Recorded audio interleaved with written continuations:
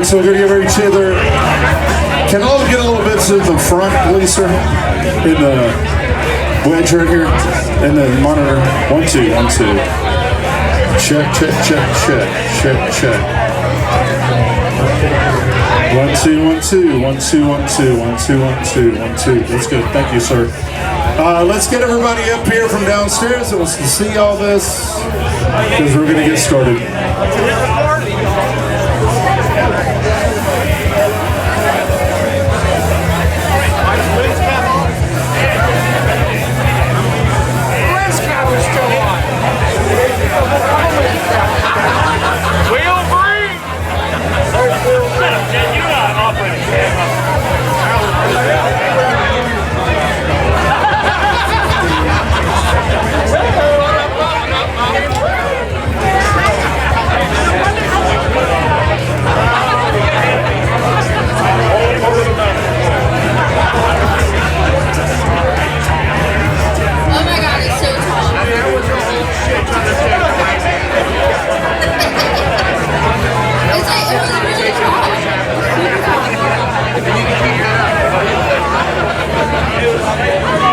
Can you cut the music, please? Hello, everybody.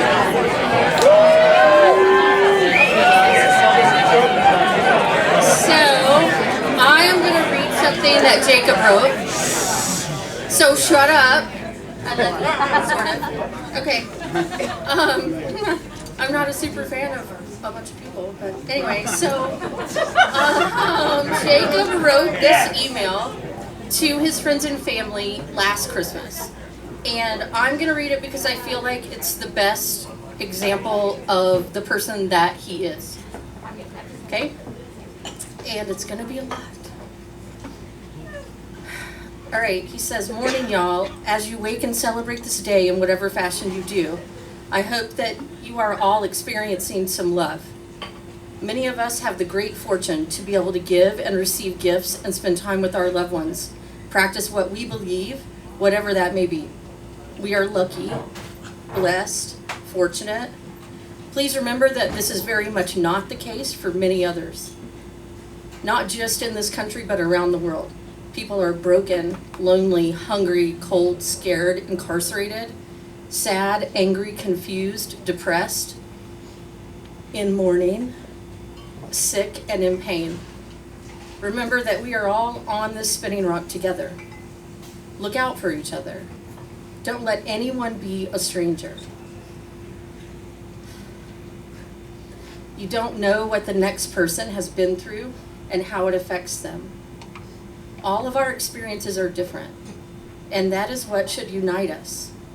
Don't let divisiveness keep you from the beauty of another. Seek it out, encourage it, love it, and embrace it. Wealth should never be measured monetarily. Ultimately, money is make-believe. Wealth is measured by how much of yourself you give freely. Give your time, give your hugs, give an ear to listen, give a shoulder to share the weight, give a smile. Okay, that's a lot. You got this, Lon. Especially when you don't want to. Okay. He wrote that for me, motherfucker.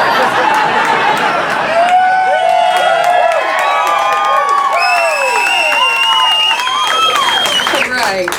He says, feed all the grumbly tummies. Yes! He wrote that for him. Clothe all the shivering bones. Kiss the babies. Read to someone who can't. Build stuff. Paint pictures. Sing songs. Leave a giant heart-shaped, Jake-shaped stain everywhere you go with everyone you meet. I love y'all, and I'm thankful for all of you. Amen!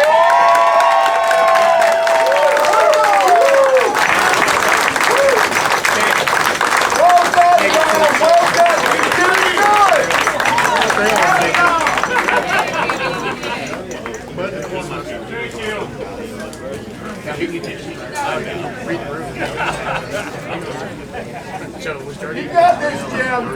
Let's drink some booze.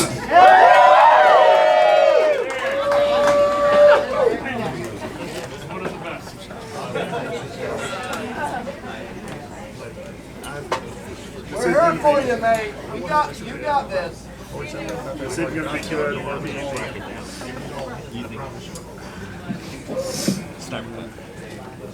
Here's the thing that we've lost recently. Stacy, Russ, Darby, Timmy, James. These are all body blows that we've endured before we were dealt this card, which is essentially a royal flush of can I catch my fucking breath for a minute.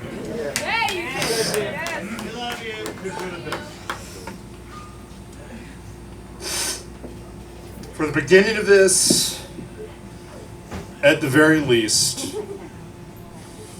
I simply have to exercise the pain I feel. A pain we all share.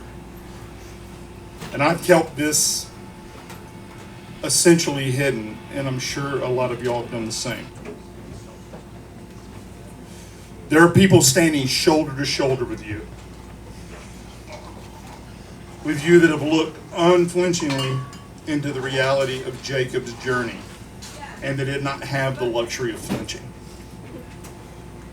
These are his parents, his brothers, his adopted family, his family, the sister wives, and some of these other randos that are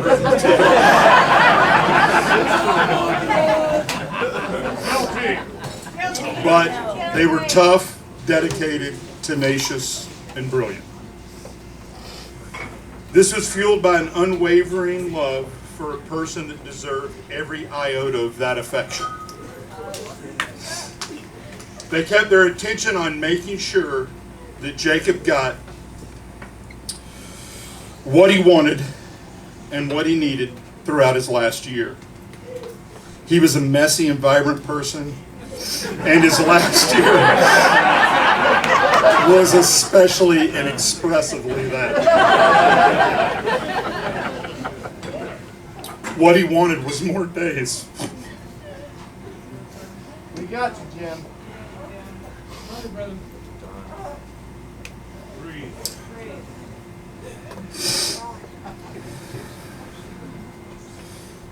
What we could not manifest for Jacob and for ourselves is more days. And that is the enduring brilliance of life. It is finite. No matter what our efforts, in opposition of the medicines, the prayers, the money's thrown against it, life will end. If it were never ending, we as humans would grow bored with our infinite state.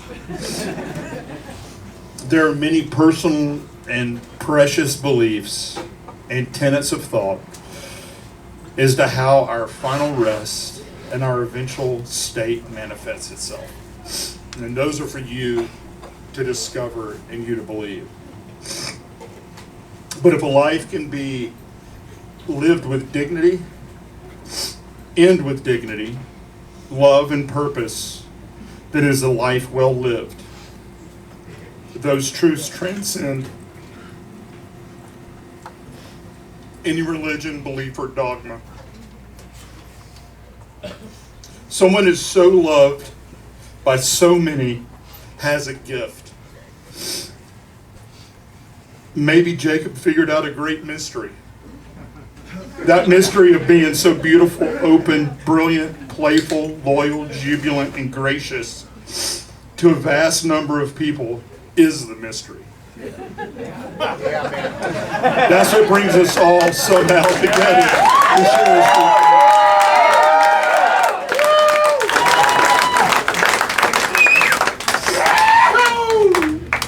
I believe that the impact you make on those around you is your everlasting legacy.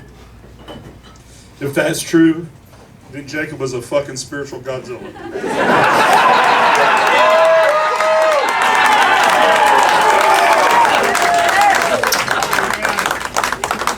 Was.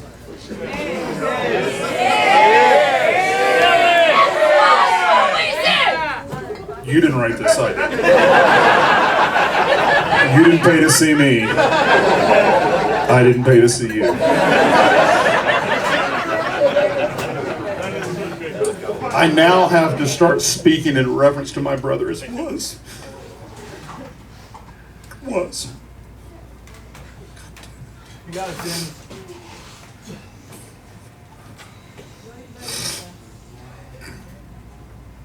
Come on, boss. Got this, man. We're here with you. I entirely underestimated how difficult writing this and then standing in front of this crowd, bare, lost, and devastated would be. I said that 2 days ago, and here we are. I had a year to prepare. I had a year to make my mind right and strong.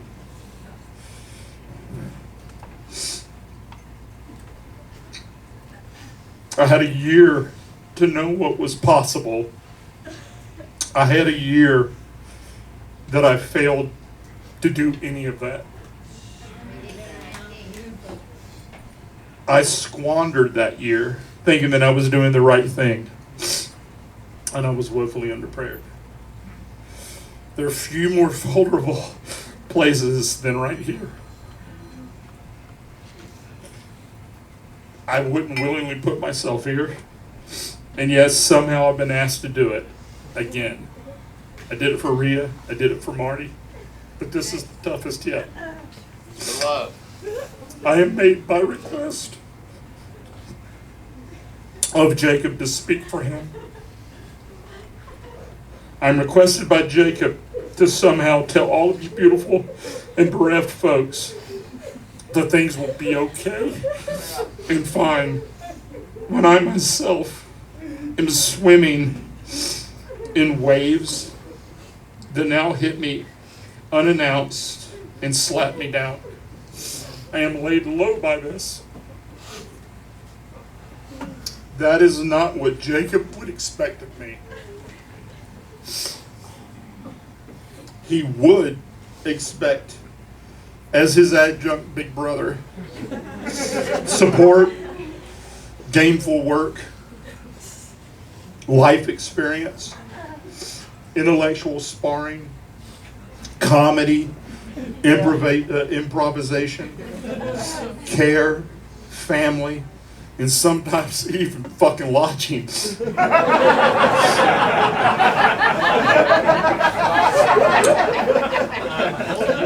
Over a decade, in fact. But I would continuously give all these things if I had that option. I do not.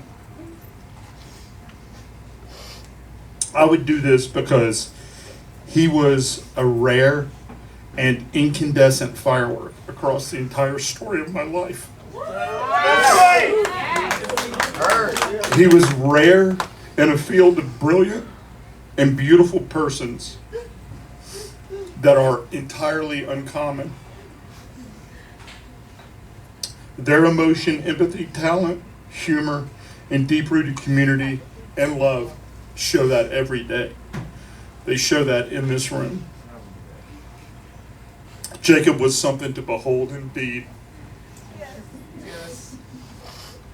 He was a complement of my understanding unlike anything before or since, or any person I have ever witnessed. A comrade that stood shoulder to shoulder with me over the first pot of oil a corn dog was ever dropped into.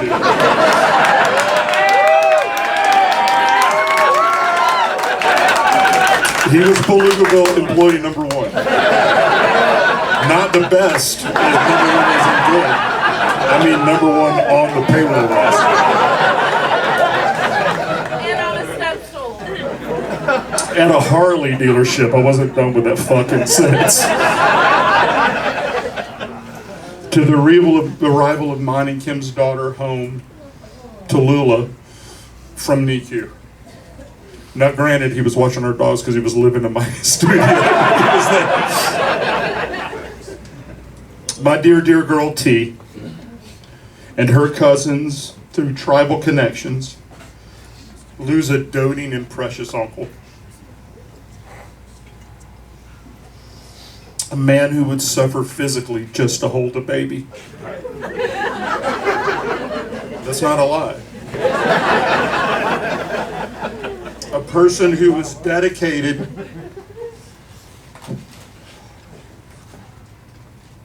to their laughter and their understanding that he loved them unconditionally and fully without reason.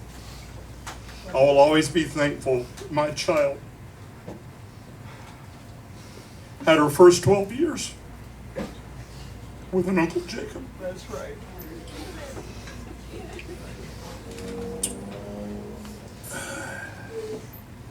I can only achingly pine again to hear the conversation of those two on our couch at the Starlight.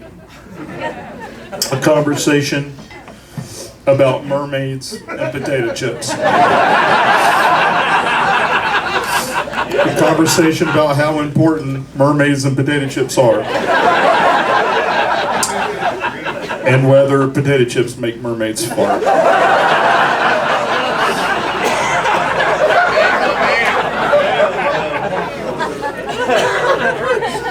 But my child grows, and Jacob has passed. She doesn't remember this precious conversation. In that place, and those in that conversation are gone. And their memory resonates until I am no longer able to hold it in my mind. And I fade away and disappear as its only proof. And such is the enduring brilliance that is life in its finite form, and the loss of that therein. We lose the person of Jacob. We lose the ability to talk with ease in the familiarity of how brothers, sisters, aunts and uncles, and fellow comedians speak to each other. To the singular person with which we have simple comfort. We lose the impact his vagabond dirty laundry hamper of a life had on us all.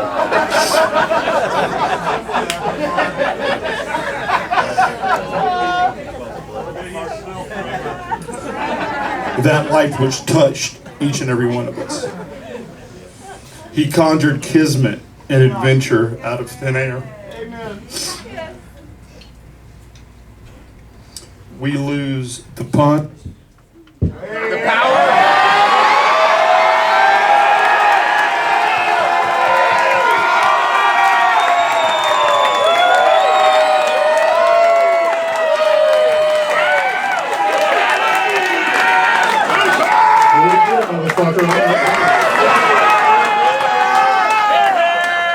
I'm just getting through the juicy shit.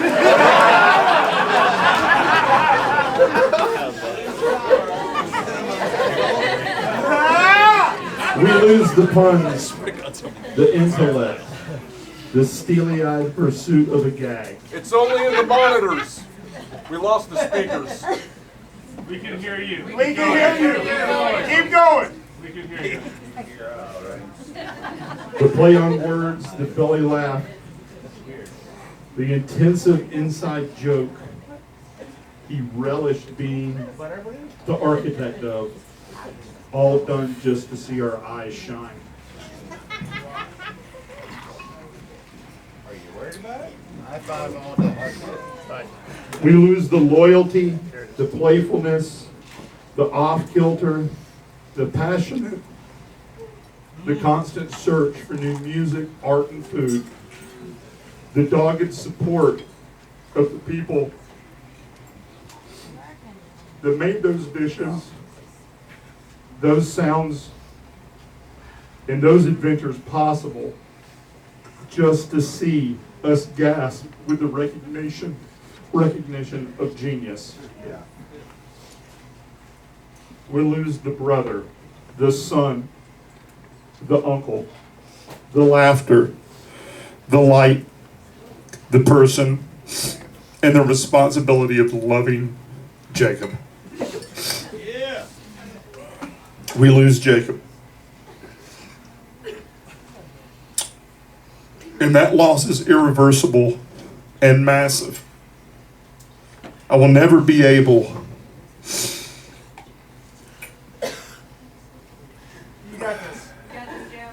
I'll never be able to adequately explain the man that he was, because he showed you every day in every way who he was. Banana soup, mustard packages.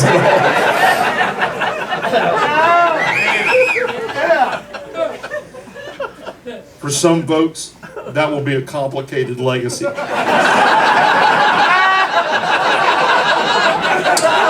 For others, it's as simple as it needs to be.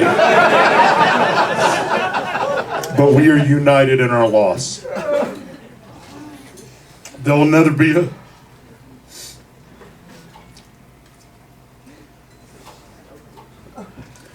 There will never be another firework like Jacob Ruppert in my life. And we all will be forever better for him choosing to have us in his orbit. Hell yes.